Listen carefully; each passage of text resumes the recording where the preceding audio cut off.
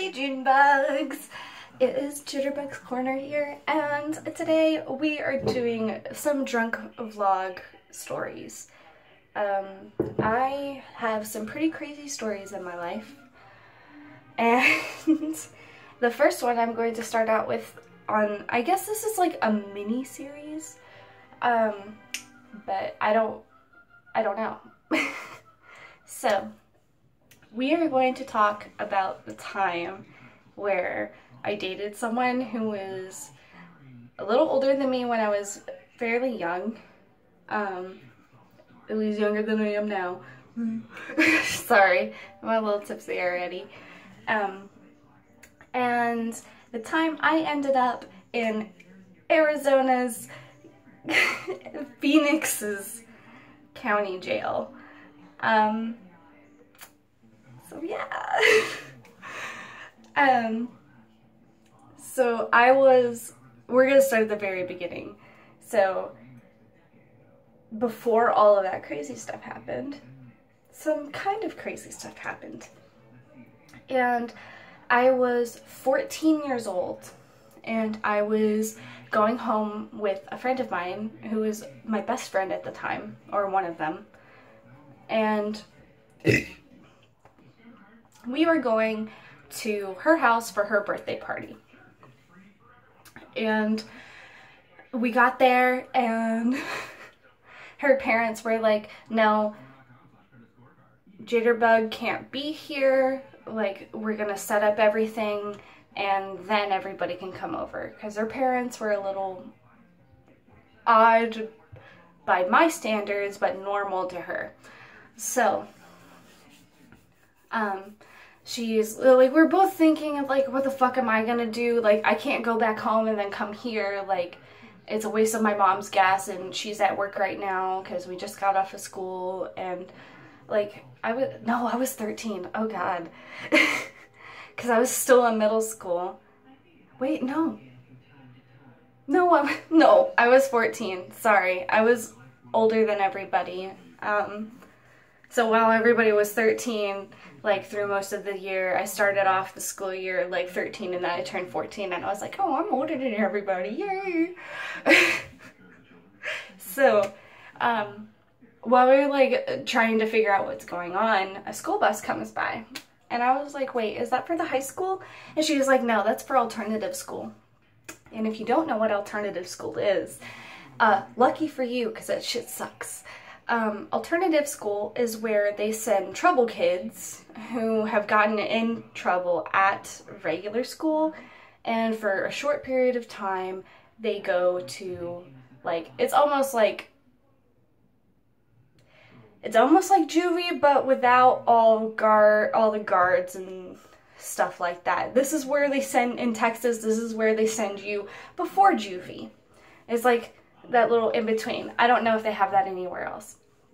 So, the alternative school bus pulls up, and like everybody gets off, and then there's this one person who gets off and comes straight towards me and my friend. And when I first saw him, I was like, oh my god. I had never been turned on in my life before this point. And I saw his face, and I was like, it was just, I don't know. It was just, I didn't know how to describe it at the time, and now I can, and I'm like, I felt arousal out the butthole.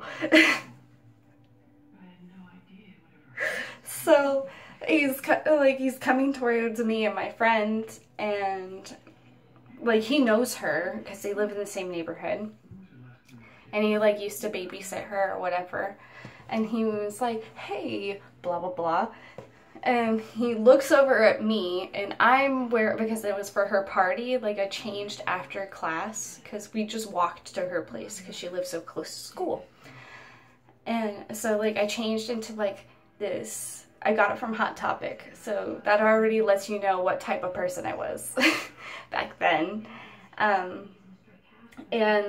it was a plaid skirt that was like maybe like this long, maybe. And it had like frills and buckles and like leather all over it. I was like, oh, this is so cute. And now that I look back on it, I'm just like, Jesus, what the fuck? Anyway, so I was wearing that and a tank top and some Converse shoes.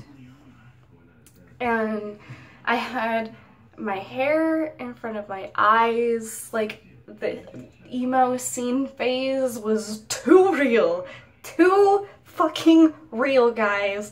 I'm not even joking, it's just really, really bad. And, so he was like, who's your friend? And I was like, oh my god. And I was like, I'm Jessica, blah, blah, blah. Like, and yeah, I did say my actual name, but bleh. So, hi. Now you know.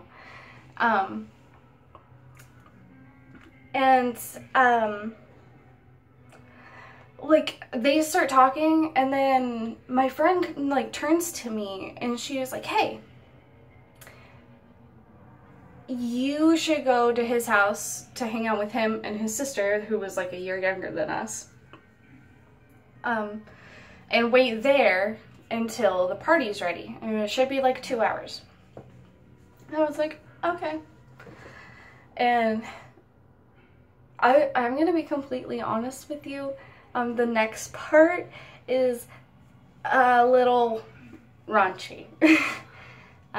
Just a little. So hold on before I get into this. Oh god.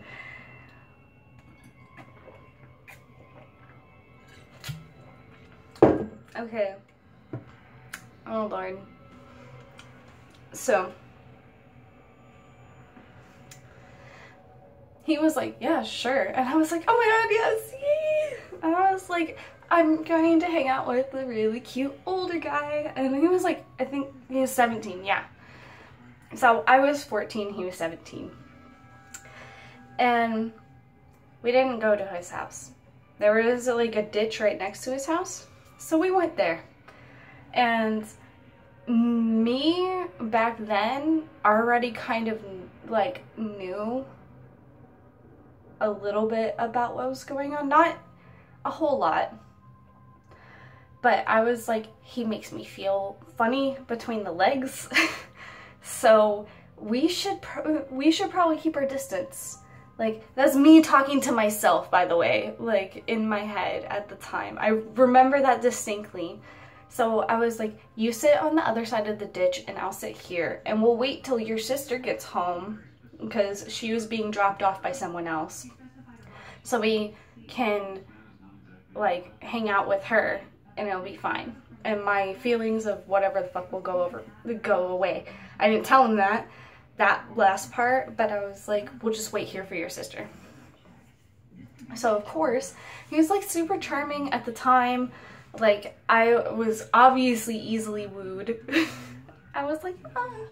Like, I was like a sim, basically. Like, just kind of flirt with me for a little while, and then it'll eventually be like, oh yeah, so, sounds really bad, but that's kind of how it was.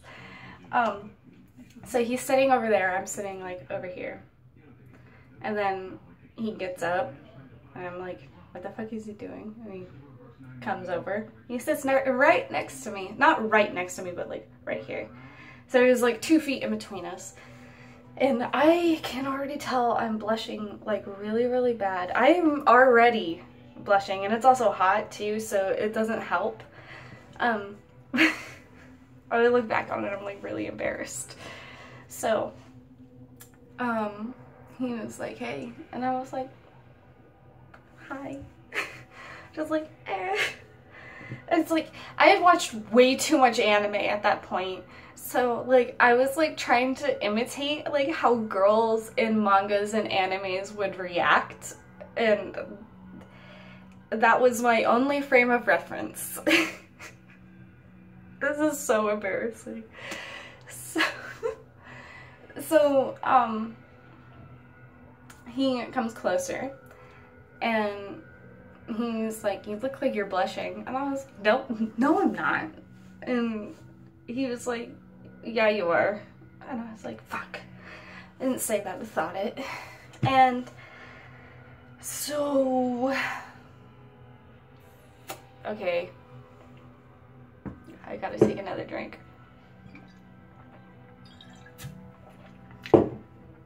Okay, so,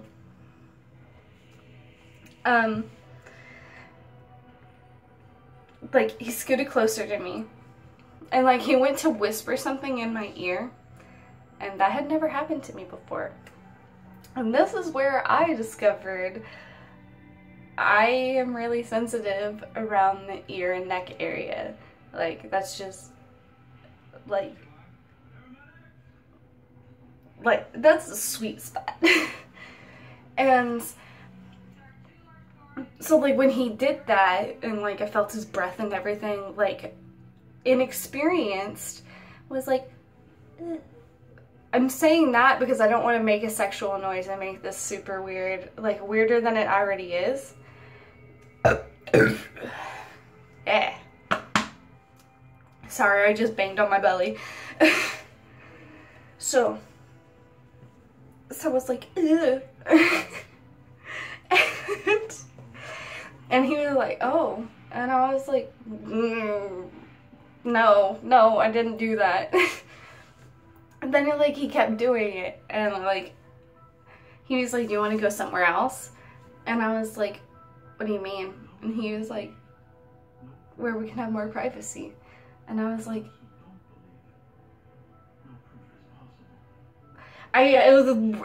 no, that's literally the face I made. And he laughed at me, like, straight up laughed at me. He was like, oh my God. And he was like, come on. So we went to another ditch at the end of the neighborhood behind all the houses. And I think you guys can pretty much tell what happened from then on. So we did that. We did the do. And then we started dating.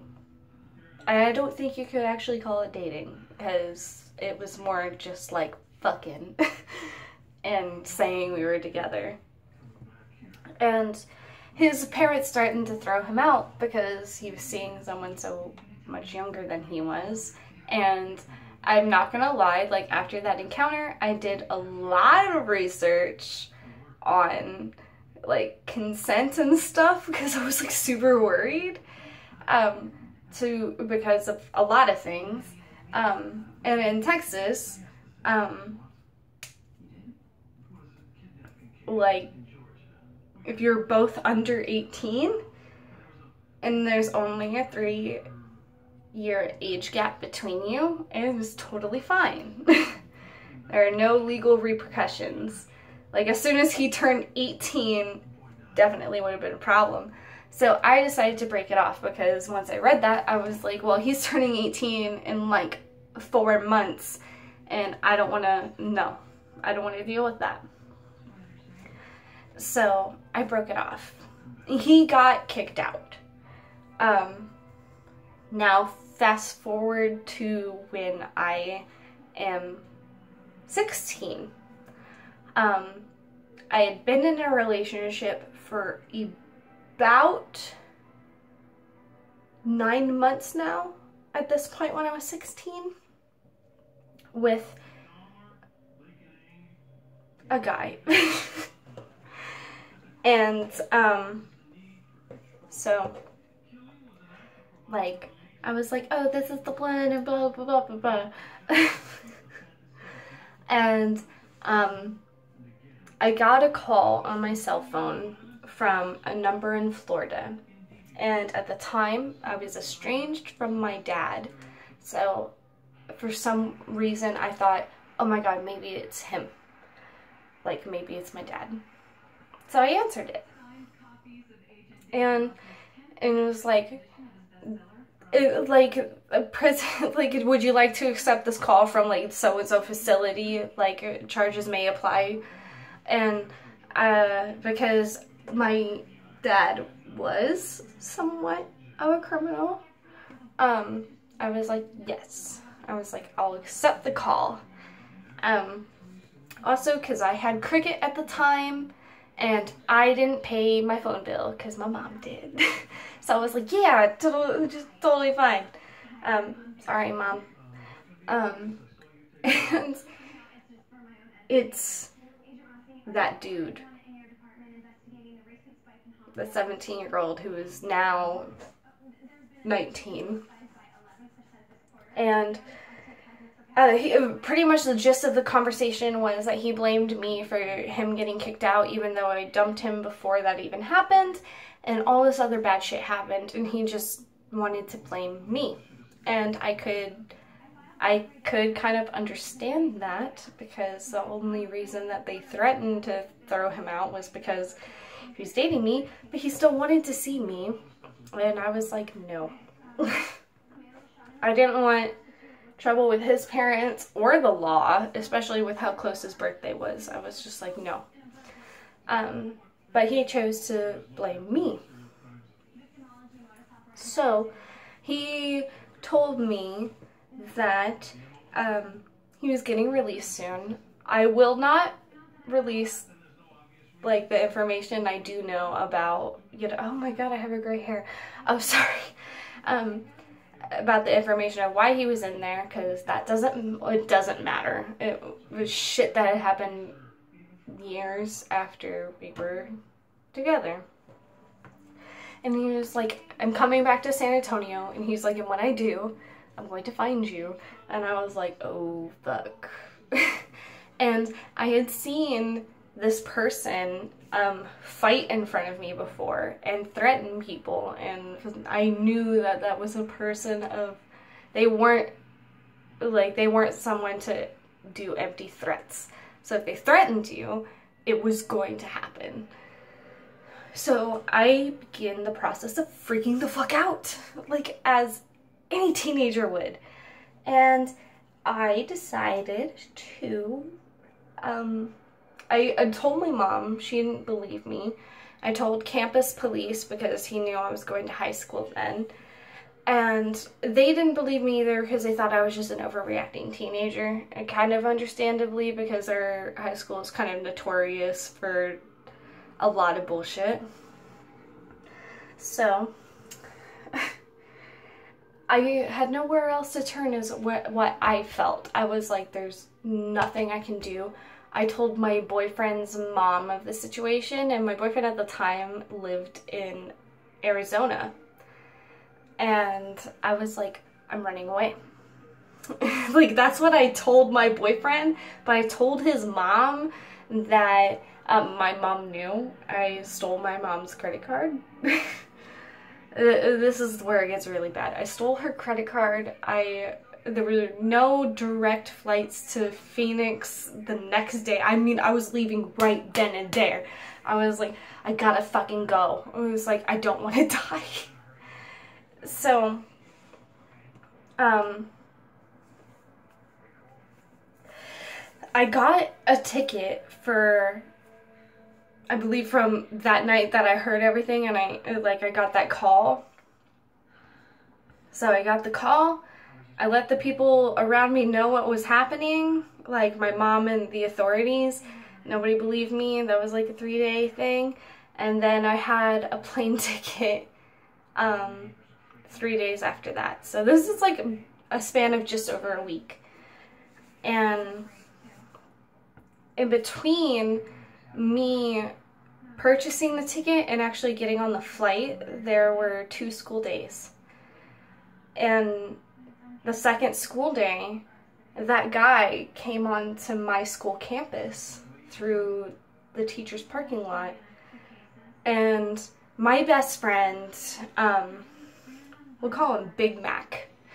So Big Mac knew about this whole thing, and he was like, dude, what the fuck are you gonna do? I didn't tell him about purchasing the ticket or anything like that. I was like, that doesn't fucking matter. So I was like, you see that person? That's the person that's after me. Like, go fuck him up. Because Big Mac's a big dude. And, like, he was kind of like my protector in a really fucked up way. So, wait, hold on.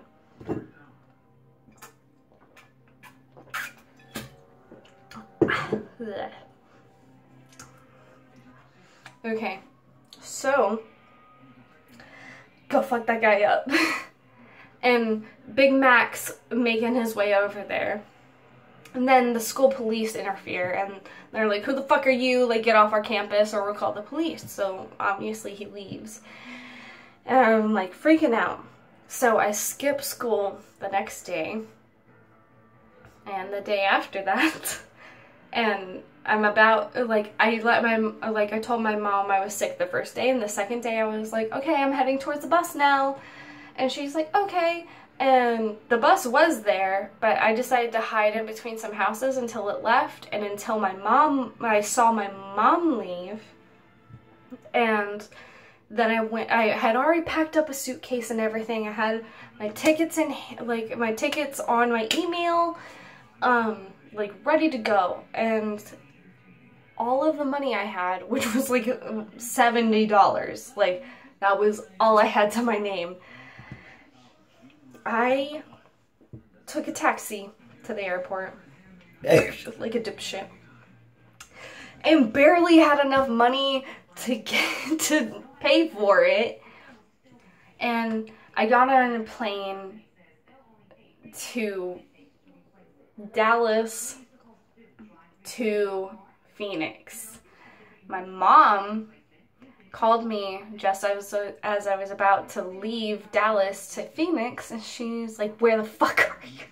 And that whole spiel happens, and she's like, get off the plane, and she's like crying and stuff like that, and I'm crying, and like people next to me are like, oh my god, what the fuck's going on? And I was like, no, and I hung up the phone, turned it off, and I waited till we got to Phoenix. I made some friends on the plane, which was really weird. But so as soon as I fucking land in Phoenix, the police don't arrest me, but they detain me. They're like, I'm not in cuffs or anything. They're like, you're under arrest or anything like that. They're like, we're gonna take you to our holding cell, which is 2 floors below like where everybody else is. So I freaked out, and because I had a lot of mental issues then, I started like really like scratching myself till I bled. Fun fact. But it was really crazy. And I spent, like, my mom couldn't get a flight back. And she reported me as a missing persons, then a runaway, or else I would have had charges on me. So that's why they ended up detaining me. Anyway, so I had to spend the night in county till my mom was able to get there in the morning. And I met some pretty fucked up people. I was in an all-women's ward, obviously. I went through the whole strip search process, cavity search as well. That was absolutely terrifying. I hope I never have to do that again. And so far, I have not. So I'm doing good. And I drank hooch. And a lot of people don't think that actually exists. Yeah, it exists. And I'm going to tell you right now, quickest way to get drunk and the quickest way to regret every single decision you've ever made in your life up until that point. Like, no, don't do it. No, don't do it. You're better off doing moonshine, okay? Hooch, totally a different fucking thing. Like Jesus Christ. I'd never felt like more shit in my entire life.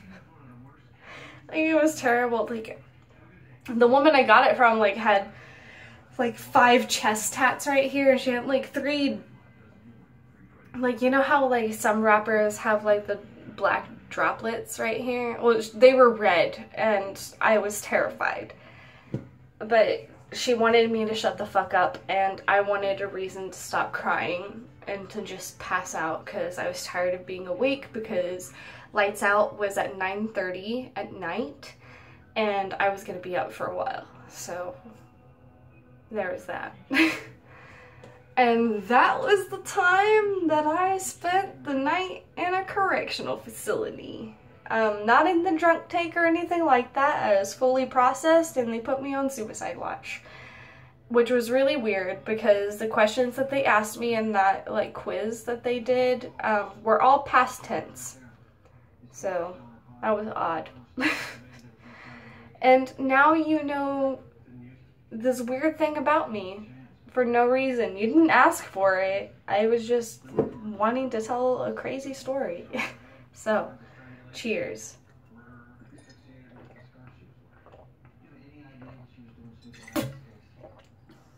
Oh, shit. Damn. I'm usually a little more fucked up than that, but give me 30 more minutes, I'll be like, woo! So, I want to know what you guys think about this story.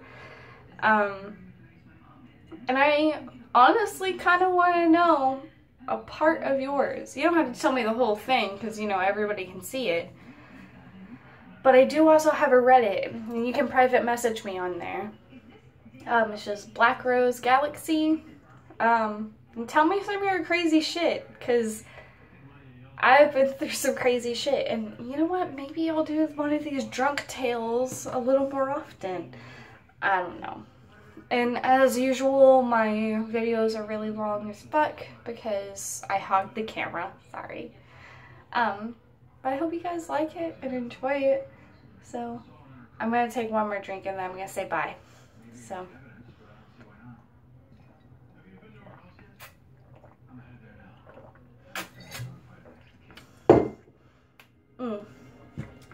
Bye, my little June bugs.